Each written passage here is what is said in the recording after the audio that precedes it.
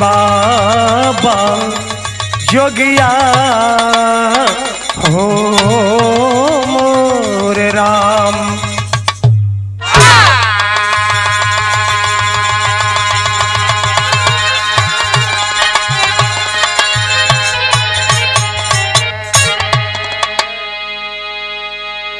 साथियों, कई बिरहा, वीर रस की बिरहा हमारे आवाज में, हमारे साथियों के आवाज में आप सबने सुना।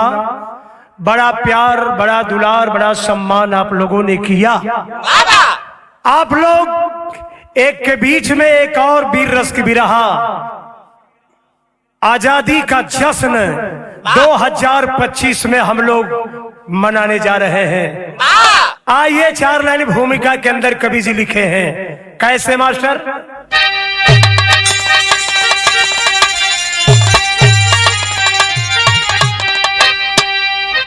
तो किस दिशा में गए, किस दिशा में गए, छिप गए है कहां, और जिनकी सोनी दिखी धारा गगन में अभी, मौत अभी राह से है हटा ना सकी। क्रांति की आग जिनकी कफन में अभी जल रही थी क्षमा, वह क्षमा के लिए। अरे मुल्क झांसी में जिसको दबाई गई, हिंदुओं के धर्म की है माता गऊ, जिनके गर्दन पर छुरी घुमाई गई।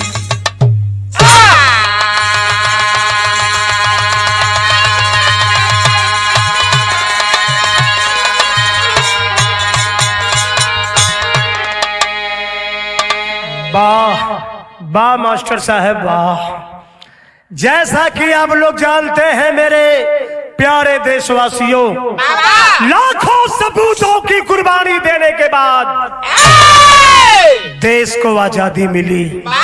हम आजाद हैं, हम आजाद हैं।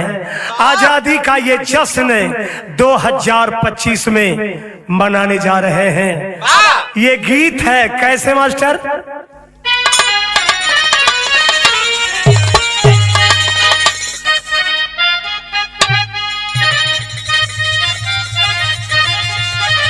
वाह वाह। अरे बहे खून मेरा, अरे बहे खून मेरा, अरे बहे खून मेरा, अरे चमन के लिए।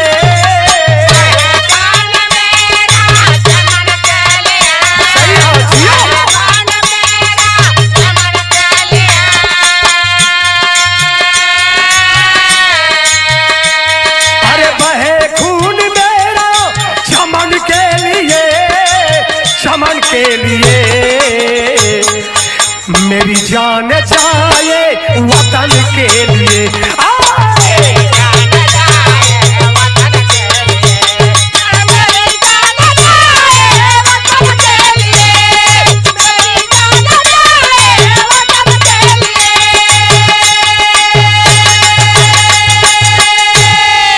वाह, ये राष्ट्रीय गीत वीर रस की बिरहा गा रहा हूँ। हमारे सामने हमारे सांसद चंदौली के गौरव माननीय वीरेंद्र सिंह जी बैठे हुए हैं। हमारे विधायक सकलडीहा के प्रभु नारायण सिंह यादव जी बैठे हुए हैं, सकलडीहा के लोकप्रिय विधायक। और एमएलसी पद के प्रत्याशी समाजवादी पार्टी के युवा जुझारू नेता हमारे सामने बैठे हुए हैं। वाह, कैसे मास्टर? कहना है कैसे?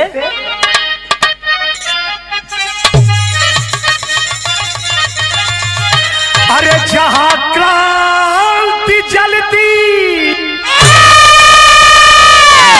वाह, हमारे उमेश भैया एमएलसी पद के प्रत्याशी हैं, मुस्कुरा रहे हैं, इस लाइन का स्वागत कर रहे हैं। कैसे? अरे जहां क्रांति जलती, अरे जहां क्रांति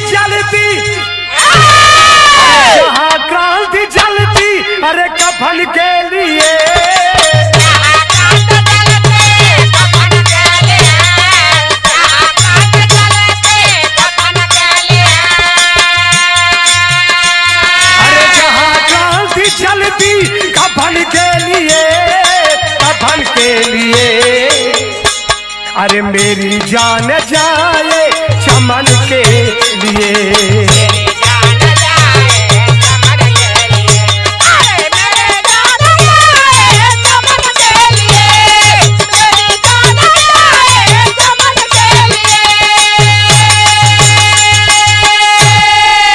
वाह, यही से कहानी का शुरुआत और नजम है कैसे मास्टर?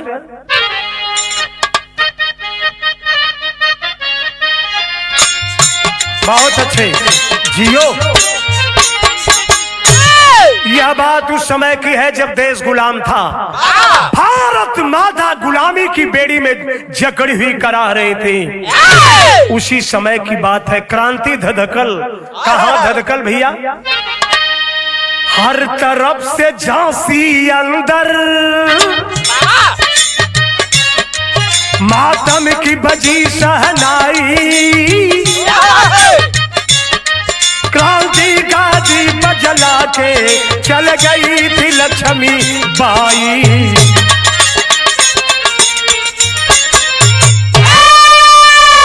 अरे कामी कोतवाल था ब्राह्मण, घोड़ों से घूमता आया। घूमती सड़क पर गैया, अरे सबको है बधावाया।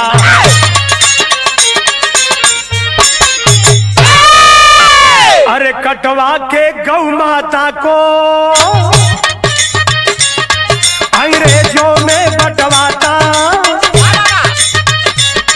खूनों से कृष्ण की मूर्ति को मंदिर में नहवाता।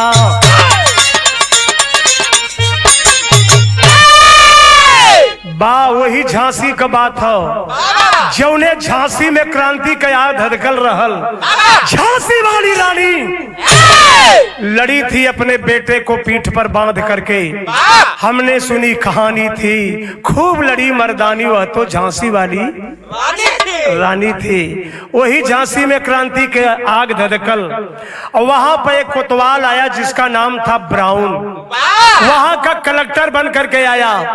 एक दिन घूमते घूमते घूमते कलेक्टर ब्राउन सड़क पे घूमते हुए आगे बढ़ रहा था कि एक चरवाहा था जिसका नाम था रतन। ए भैया, रतन सिंह गौ माता को लेकर के चरा रहा था और तब तक कोतवाल ब्राउन रोक दिया। कहता लड़के, तुम पहचानता नहीं है मैं कौन हूँ? लड़कवा कलश की हम ही ना जानत है कि तू के हुआ, लेकिन ये हमार गौ माता है, इनके हम चरावत है।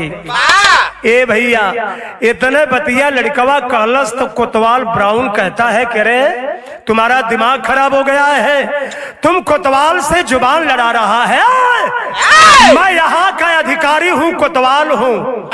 अपने सिपाहियों को आदेश दिया इसको गिरफ्तार कर लो और जितने भी गौवे हैं इनको भी घेरवा करके ले चलो। कहाँ ले चलो? यहाँ जौहरी का भाव है कैसे?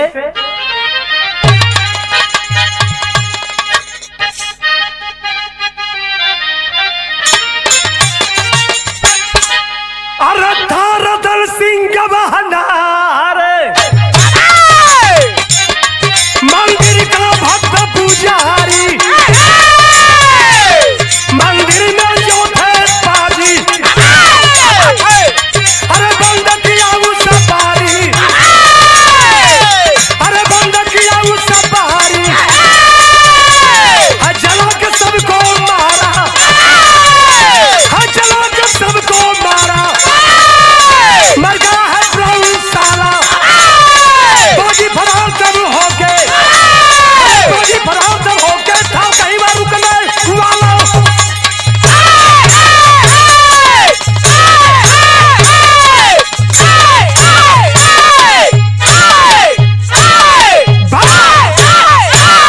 अरे जिया मालिक जिया, ये वीर रसा। ए भैया, गौ माता के घेरवाए लेलस कोतवाल ब्राउन और घेरवाने के बाद ले गया है और अपने सिपाहियों को आदेश दिया कि ये गौवे हैं हिंदुस्तान की, लोग इन्हें गौ माता कहते हैं। इन्हें इनका गर्दन काट दो और काटने के बाद जो कृष्ण का मंदिर है ना उस मूर्ति को खून से नहला दो। ए भैया मन जो है गौ माताओं को कटवा दिया, गर्दन कटवाने के बाद खून जो है रुपवा करके भगवान कृष्ण की मूर्ति थी नहलवा दिया। और जब नहला दिला त रतन सिंह मंदिर का पुजारी रहना आ गौ माता के चरावत भी रहना। जब ये बात देखला हाँ उबाल में आ गया, खूनवा खौल गल बाबू। जब खून खौल उठा है तुरंत जवान करता है क्या मास्टर, तर्ज बदल गई। कैसे?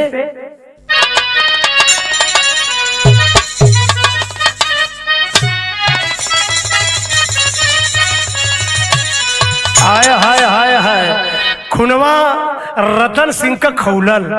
जब खौलल है तो तुरंत आपा खो बैठला। मंदिरवा में जितना अंग्रेज रहला ना मंदिर का मेन गेट बंद करके आ वही मंदिरवा में आग लगा देला। कई अंग्रेज जल करके मर गए। जब मर गए तो वहां से फरार भइला क्रांतिकारी। और रतन सिंह जब फरार भइला तक का तर्ज बदल गई मास्टर। वाह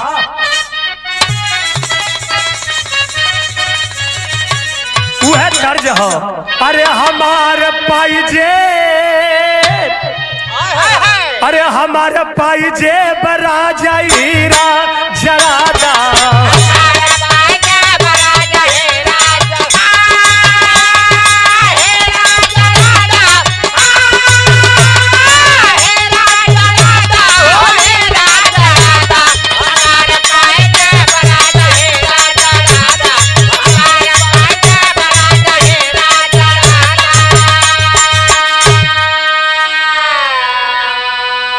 तर्ज है मास्टर, लेकिन रामदेव उस्ताद वाली तनी कसर लगा था। तनी से और दे दा बाबू। कैसे?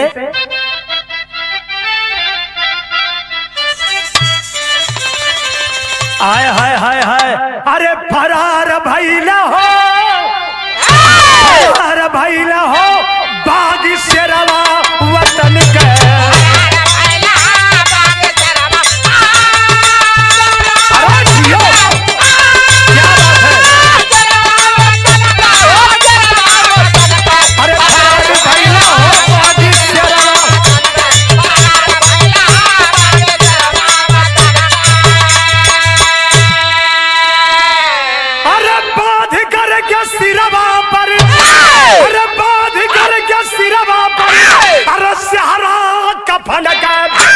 फरार भइल बाग शेरवा मार मार। फरार भइल भैल है का भैल मास्टर? अरे आगे मकान देख के अरे घुसल दुलरवा। अरे जनवा बचाल बहिन कैला गोहरवा।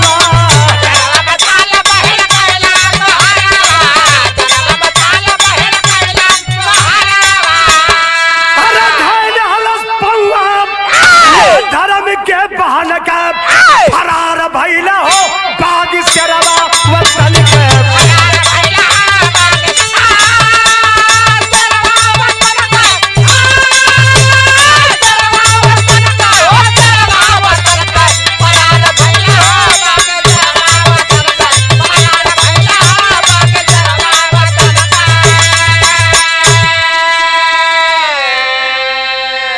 फरार भइले हो बागी शेरवा वतन के।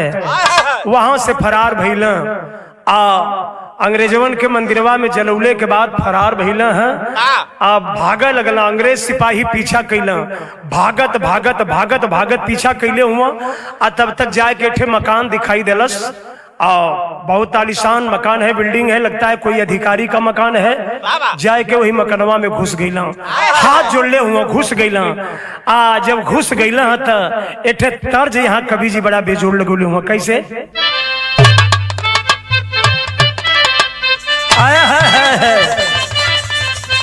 अरे वाह अरे गजब गुजरिया गजब करो। जब बोलाई अब नियरब अब तुम करू गजब रखा मार। अरे जिया मालिक बहुत अच्छा ई तर्ज है, लेकिन बिरहा में लिखले हुआ कैसे? अरे छिपल जऊने हम मकानवा में जाके बीरावा।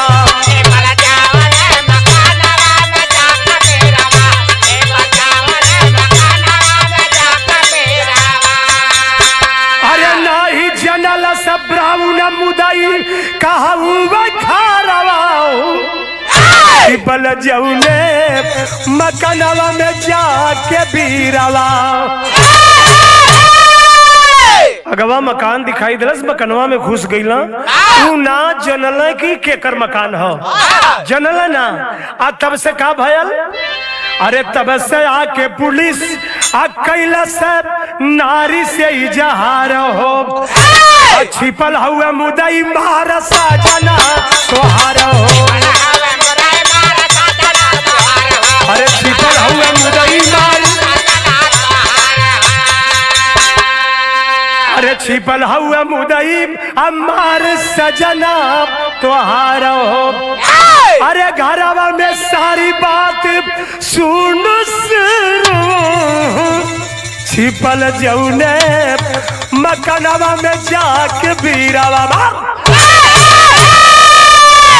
छिपल हुआ जान बचा के छिपल हुआ, क्योंकि जान बचल रही तो देश के लिए बहुत कुछ करना है। और तबले अंग्रेज सिपाही आ गई ना, पूछे लगल, घर के मालकिन से पूछत हुआ कि मैडम अरे एक लड़का कोई भागते हुए इधर आया है और वो आपके पति का हत्यारा है। आय हाय हाय हाय हाय, तुरंत जो है सोचने लगती है कि जो लड़का मेरे घर में छिपा है वो मेरे पति को मार करके आ रहा है, मेरे पति का हत्यारा है। तो लगता है कि वो क्रांतिकारी है, कोई साधारण लड़का नहीं, वो क्रांतिकारी है। इसलिए अंग्रेज सिपाही पूछ रहे हैं तो वह औरत सोच रही है कि मेरा पति जो था वो देश का गद्दार था, देश के लिए गद्दारी किया, अंग्रेजों का नमक खा करके देश के साथ गद्दारी किया। तो तुरंत जो है करती क्या है मास्टर, तर्ज बदल गई।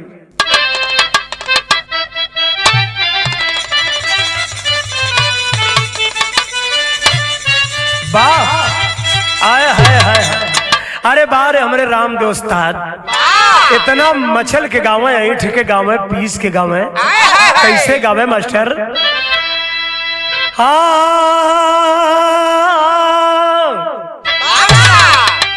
अरे नई झूलनी के छैया बलम दोपहरिया बिताइला।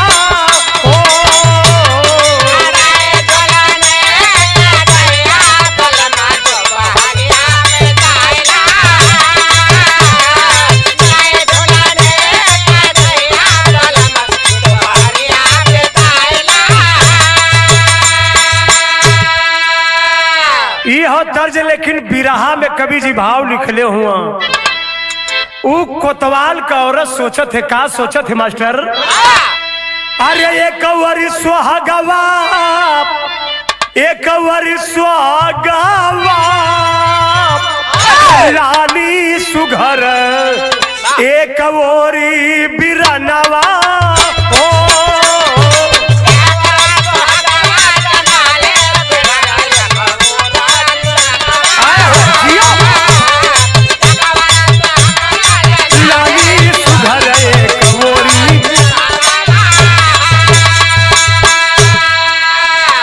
कोतवाल का औरत सोचे थे कि मेरा पति तो मारा गया, लेकिन ये जो मेरे घर में छिपा है, बहन शब्द मुझे कहा है, बहन कहा है, तो कैसे मैं उसे गिरफ्तार कराऊं? मेरा पति तो चला गया। तो ममता जागल का कैली हम मास्टर अंतरा में कैसे करके बहाना पुलिस को भगाई।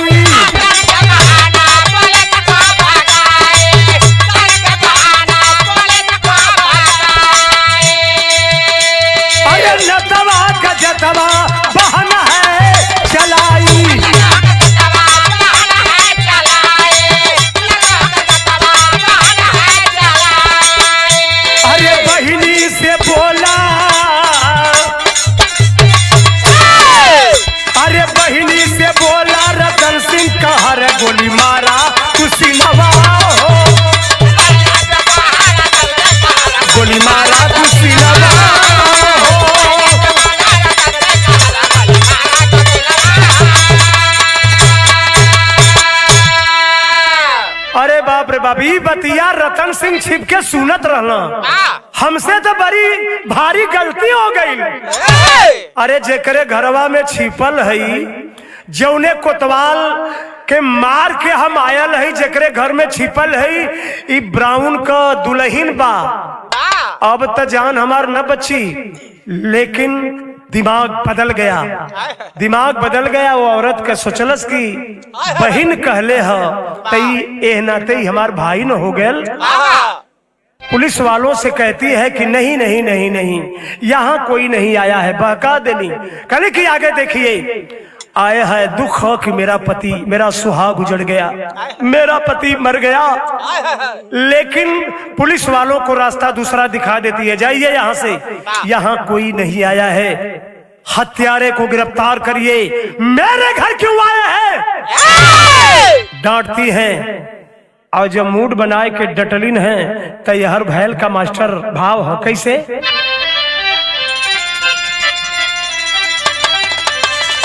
अरे आजादी के बराती चल पड़े,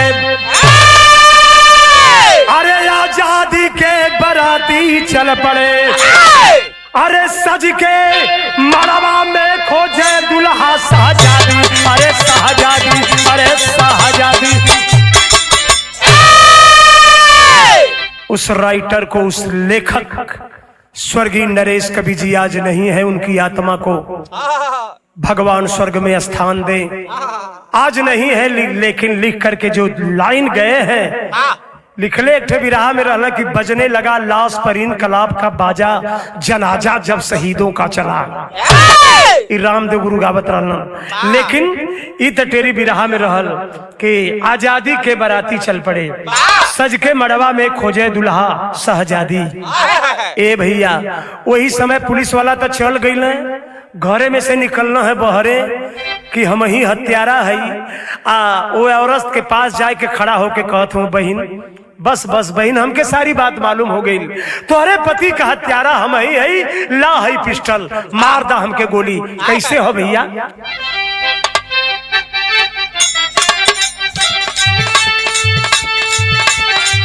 अरे चला के गोली मार दो मुझको,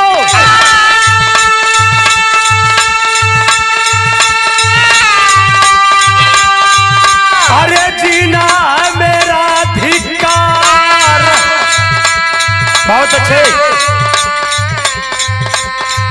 अरे समझा करके हटा दिया,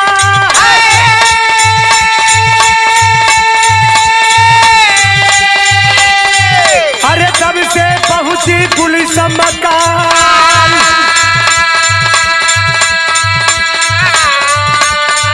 अरे कहाँ छिपाई बागी को,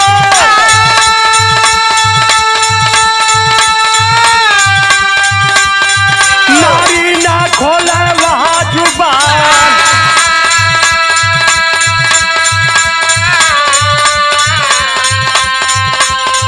अरे चला के गोली मार दो मुझको, जीना है मेरा अधिकार।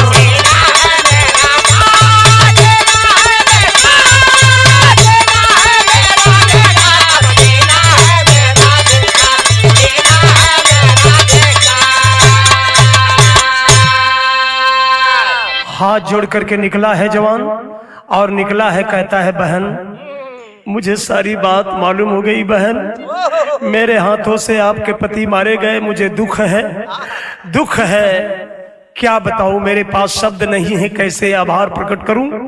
बहन ले पिस्टल, ले ले बहन पिस्टल, मार दे मेरे सीने में गोली, मैं तुम्हारे पति का हत्यारा हूं। लेकिन बहनिया भाई बना चुकल रहल, मन से कलश पति चल गल थे, अब का। ए भैया तुरंत इनके छिपा लेलस, कलश की जल्दी यहाँ से जान बचा के भागा, जल्दी भागा, नहीं तो वह सिपहिया लौट के आवत हुई हैं। भगा देनी, भगा देनी कि अभी देश को आजाद कराना है तो तुम्हारी जरूरत है देश को। और यार भगा देनी, और तबले अंग्रेजी सिपाही आएगी ना कि लगत है कि कोनो 60 गांठ है। ई कोतवाल ब्राउन कि औरत का 60 गांठ वो क्रांतिकारी से हो, यह छिपौले रहल है और तुरंत जो है पकड़ लेते हैं और पकड़ करके मारने लगते हैं। पूछ रहे हैं, कैसे पूछ रहे हैं? भाव लगल, वीर रस का भाव है मास्टर। बहुत अच्छे जियो। अरे भर के जोश जंग में रामा, अरे भर के जोश जंग में गोरी पालतानिया हो बहनिया, घर में रहली अकेली ना, गोरी पालतानिया हो बहनी घर में, अरे भर के जोश जंग में,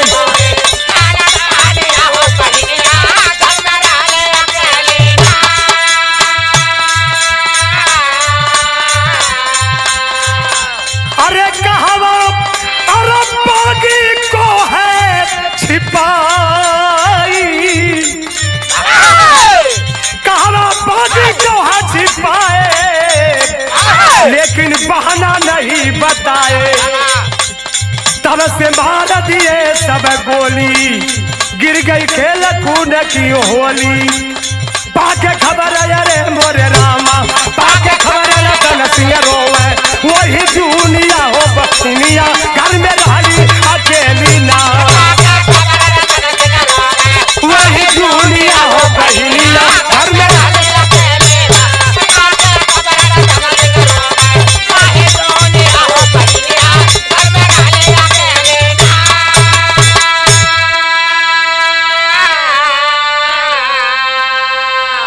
आए है भगा दिली।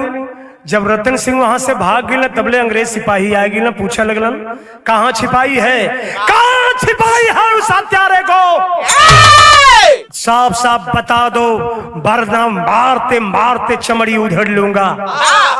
जो कुछ भी कर लो वो मेरे पति का हत्यारा है, जल्दी से गिरफ्तार होना चाहिए, जल्दी से गिरफ्तार करो। और तुम झूठे आकर के मुझे फंसाना चाहते हो, जाओ गिरफ्तार करो। लेकिन जो कोतवाल था नेतृत्व कर रहा था वो पूछ रहा है, कह रहा है कि ये झूठ बोल रही है। पकड़ लेते हैं, पकड़ करके मारने लगते हैं, नहीं बताती है, नहीं जुबान खोलती है, तो गोली मार देते हैं बाबू सीने में। और जब गोली मार दलन ई खबरिया रतन सिंह के जब लगल, जवन बहिन हमार जान बचौली ओके हत्यारा गोली मार दलन। आया है खबर लगल है बाबू, सिपाही चले गए, मौका निकाल के, समय निकाल के, छिपके भेष बदल के वह जवान चला है बहन का अंतिम दर्शन करने के लिए। और दरवाजे पर जा करके बहन की लाश को उठा लिया और उठा करके रो रहा है और कह रहा है, कैसे कह रहा है मास्टर?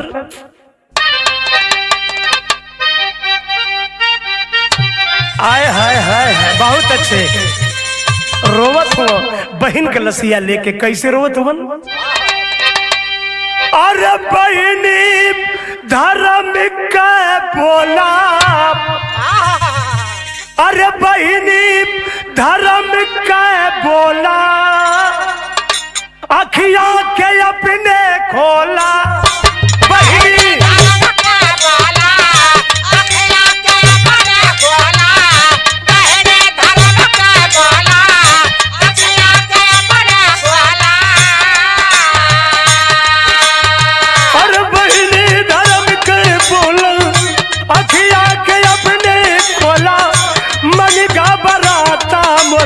बहनिया मोरी बहनिया खड़ा हुआ भैया तुहार,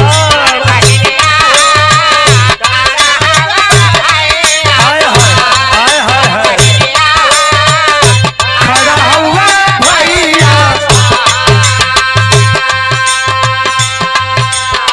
अरे बहन तुम्हारा भाई तेरे सामने खड़ा है, देख ले बहन, क्यों आंखें मूंद करके सोई हुई हो, कुछ बोलो न बहन। कहत हुआ कैसे?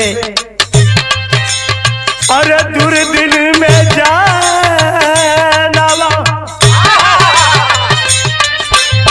अरे दुर्दिन में जनवा बचवलू हमारो हो, तोहके ना बचाय पवली तू किसान सारो हो।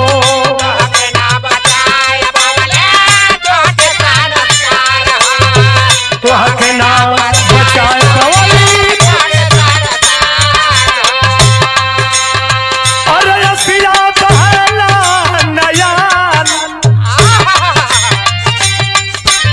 अरे असिया बहला नयन आ कैसे बढ़ाई कफल।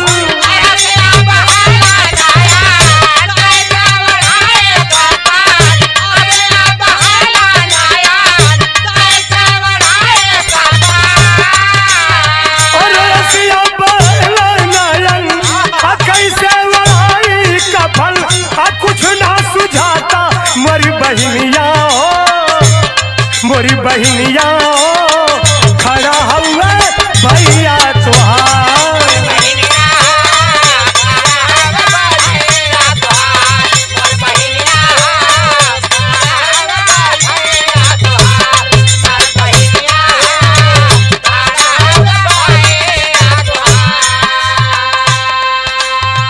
अरे बहन कुछ बोला तो हर भैया तेरे सामने खड़ा हूँ, ना बोलबू काहे ना बोलत हो, नाराज हो का।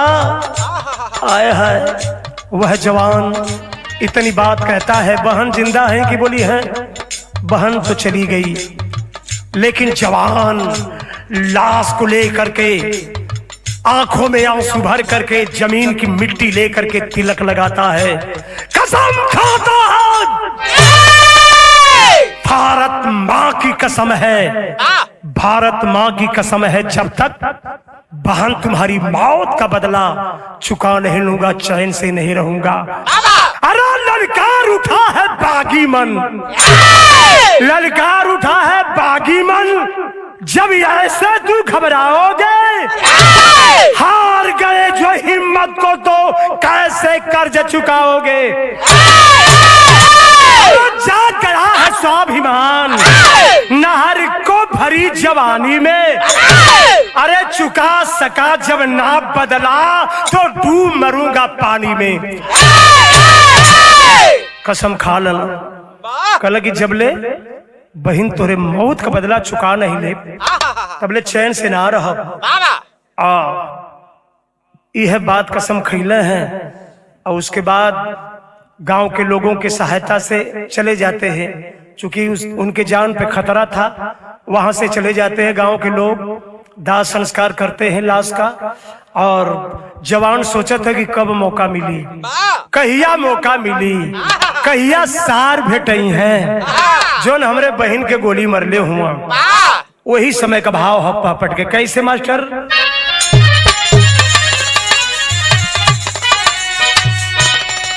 अरे बन के काल, अरे बन के काल वह महाकाल का सोला अब बोला जिंदाबाद।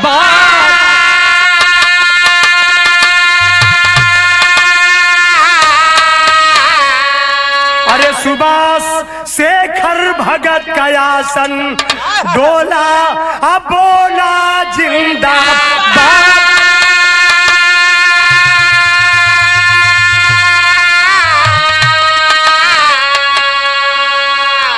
ए भैया सोच रहा है जवाना की पुतरिया नाच रही है, अरे मुसलमान जाफर जिसने छेदा था बहन के सीने को, सोया था घर के अंदर पकड़ा आजा कमीने को।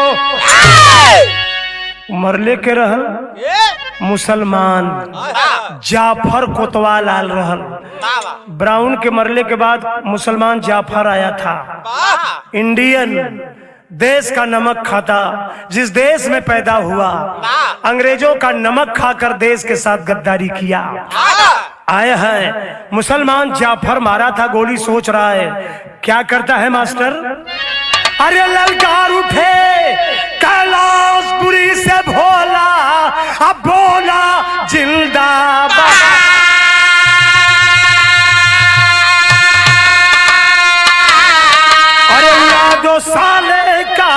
दुनिया से चोला अब बोला जिंदाबाद।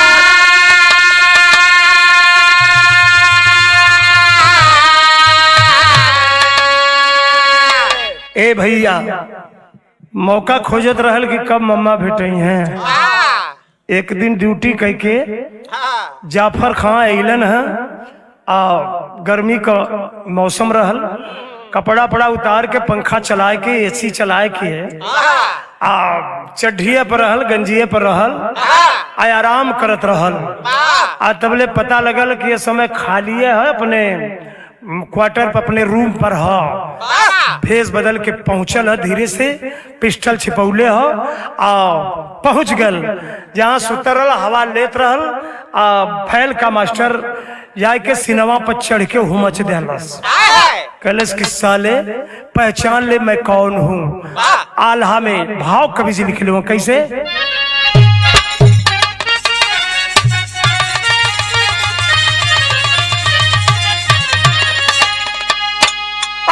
छतिया पर अरे चढ़ के बैठा अरे बागी क्रांतिकारी आप, अरे राम अरे निधि ऐसे जाग गई रतिया में सार।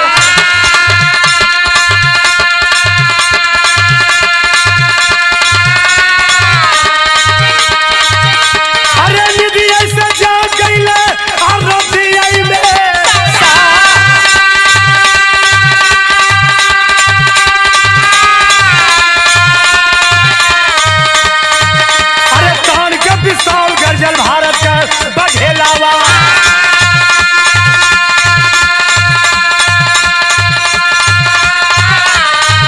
अरे छोड़ो नहीं बाजिया जनवा तो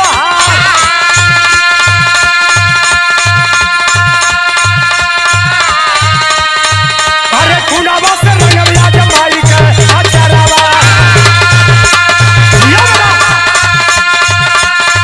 अरे सुन के सोरे आई गई जाफर का तबला, अरे कपले सारे गिरल बाजी के चला लिया।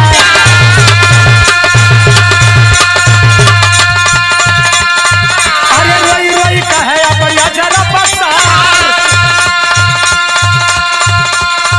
अरे धर्म का भैया दिल सुहाग हमारा लूटा।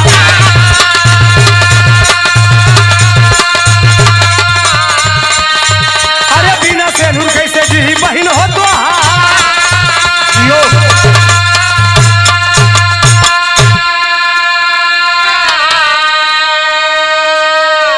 सिनवा पर चढ़ के हुमच देहलस, पिस्टल निकाल लिया। साले पहचान रहा है मैं कौन हूँ? अरे भैया कौन हो? छोड़ दो मुझे, छोड़ दो भैया, छोड़ दो। कैसे छोड़ दूं साले? मेरी बहन रो रही थी, गिड़गिड़ा रही थी, उसको तूने गोली मार दिया। ओहो तू वही क्रांतिकारी है, तू रतन सिंह है। मुझसे गलती हो गई बाबू, मुझे छोड़ दो, मुझे छोड़ दो। माफी मांग रहा है कि हमसे गलती हो गई। यार भिड़ौले है आवाज, बातचीत का आवाज जब कोतवाल जाफर खां के औरत सुनली न है। कहां से आवाज आते? मेरे पति के कमरे से आवाज आ रही है। दरवाजा बंद ना रहल, खुलले रहल। ढकेलनी है, दरवाजा खुल गल। देखली कि मेरे पति की जान खतरे में है, लगता है कोई क्रांतिकारी है। हाथ जोड़ लेनी, कहनी भैया, भैया शब्द कहनी कि अगर भैया तू क्रांतिकारी हुआ तो हमार सुहाग मत लूटा, हमारे पति के मारा मत, विधवा हो जा। भैया तो के कहले ही ना, आवा भैया तेरे कलाई में राखी बात नहीं भैया।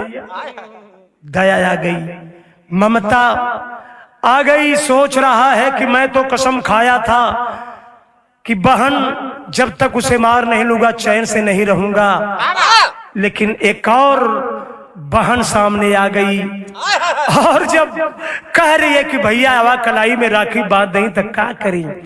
कहनी जाओ तो मैं तुम्हें जीवन दान दे रहा हूँ। उसके बाद वहां से दरवाजा खोल करके निकलने लगा। अतबले चटकवा ही कैलस जाफर खां का कैलस कि पिस्टल तकिया के नीचे धैले रहल, निकाल लेलस और निकाल के तुरंत जौन हम फायर झोंक देलस, यानी धोखा किया, गद्दारी किया, मार दिया रतन सिंह को गोली। और जब मार देलस तो वही समय कोतवाल के जाफर खां के औरत सोचत है कि ओ जेके हम भैया बनौली ओके ही गोली मार देलस कमीना। तुरंत जो है वह पिस्टलिया छीन लेलस और छीन के कैलस का मास्टर सदर आला में कहना है,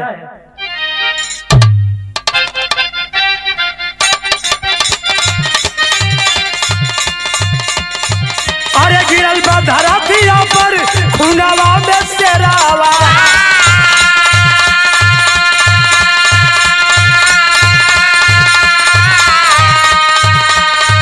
अरे देख के बहिनिया हो गर्जलू सवार,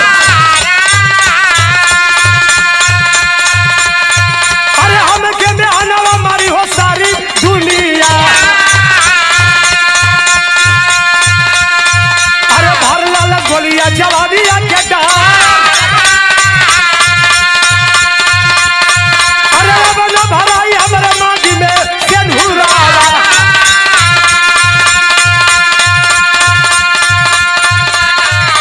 सजना के हाथे अपने गोली जहानी मार जियो।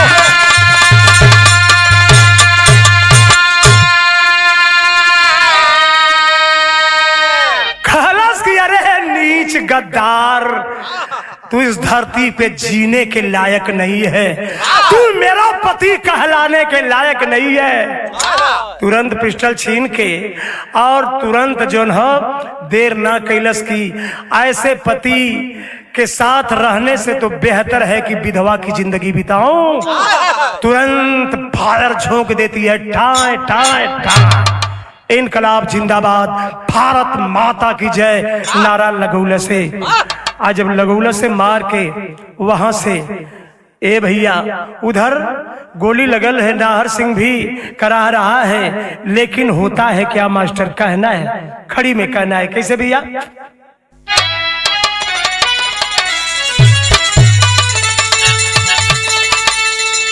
अरे हमारी जाति का जब तक दिया नवाज और तब तक भारत का सपूतन का जनाजा निकाली,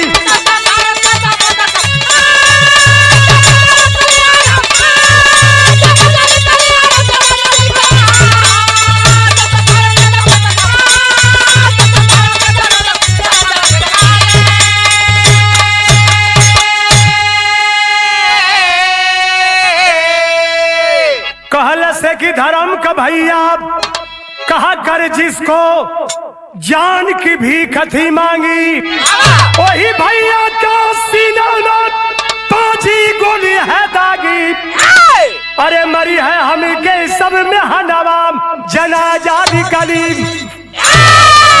अरे पाजी गद्दार तू धोखा कैले,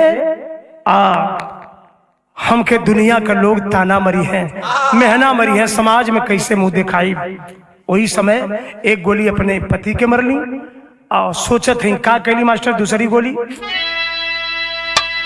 गोली हाथ से अपने खुद सीने में मारी, अरे धर्म की बहनाम धर्म निभा कर अमर हुई उस बारी, अरे कीर्ति का गावा जहनावा जनाजा निकाली।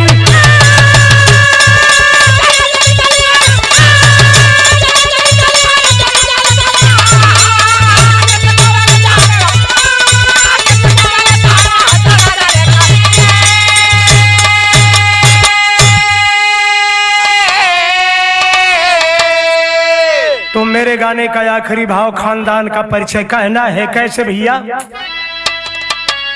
गुरु बिहारी गुरु गणेश गुरु रामलाल मुरब्बा का स्वर्गीय चंद्रिका कवि बचन का विजय पताका, आजादी के बराती चल पड़े, आजादी के बराती चल पड़े, बाल चरण कवि नरेश लहरो तिरंगा खादी आजाद। शादी के